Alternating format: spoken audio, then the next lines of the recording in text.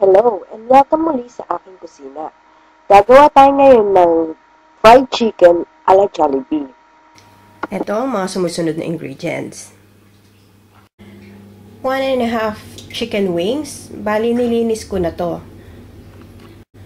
1 cup all-purpose flour or plain flour. 1/2 cup of corn flour or cornstarch.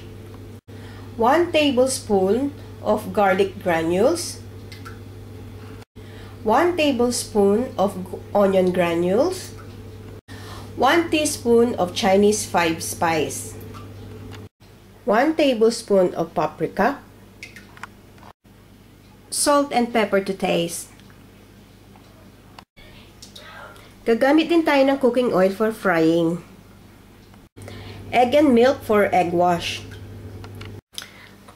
Okay, simulan na natin ang procedure. Nalinis ko na tong chicken, so isi-season lang natin ng salt and pepper. Okay. Salt and pepper. And pepper.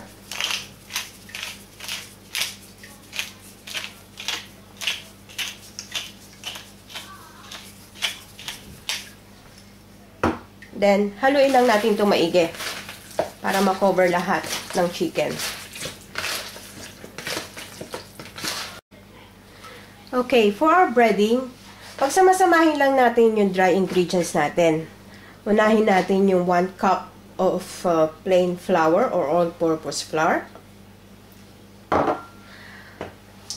1/2 cup of corn flour or cornstarch.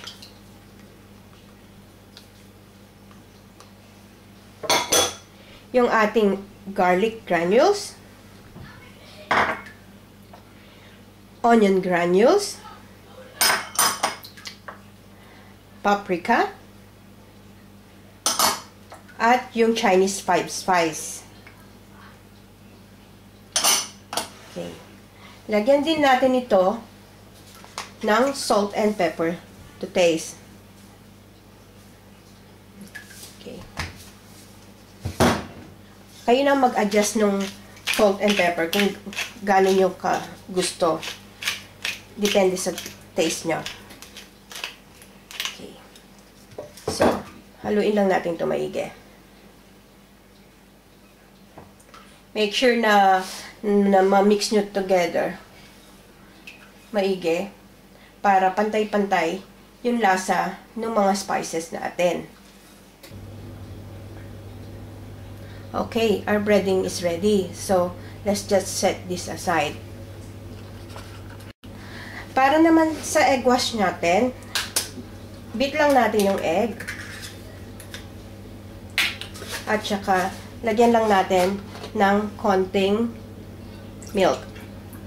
Yan, that's enough. And then, just beat this.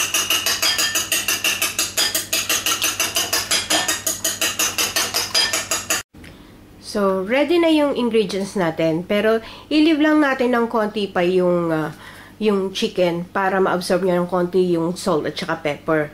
So, pwede na tayo magpainit ng oil sa pan.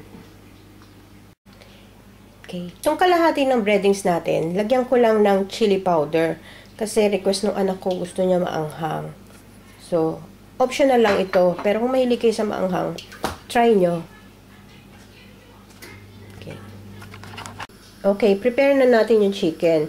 Kuha tayo ng chicken. I-ganon lang natin. I-dip lang natin sa egg wash. And then, dito, sa breadings, make sure na na-cover lahat. Okay. Then, balik uli natin dito sa egg wash.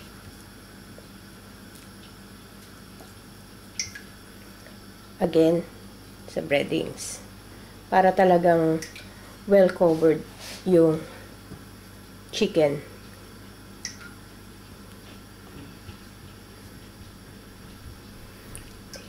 Okay, continue lang natin itong procedure na to hanggang sa matapos natin makoveran lahat. Okay, try natin kung mainit na yung mantika. Kuha lang tayo ng flour na may egg wash. So yan, ready na. So pwede na tayo mag-fry. lagay na natin yung chicken. I-remove lang natin yung excess flour. So, dapat to deep fried.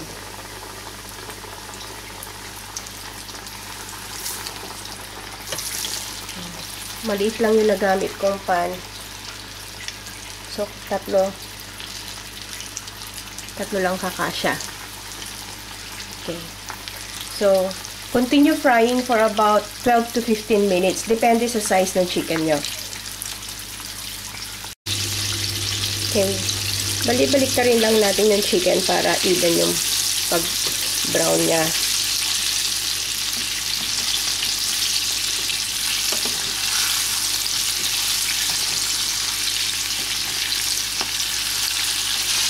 Make sure na medium heat lang yung apoy nyo para hindi siya masunog, para hindi hilaw sa loob. Okay, luto na to. Pwede na natin siyang hanguin at ilagay sa plate na may paper towel para ma-absorb yung excess oil. Ito na ang ating finished product, fried chicken a la Jollibee. Masarap itong is-serve with sweet and chili sauce like this one. I hope you would like this recipe and share it with your friends. Sana sa susunod na video makasama ko ulit kayo. Salamat sa panonood!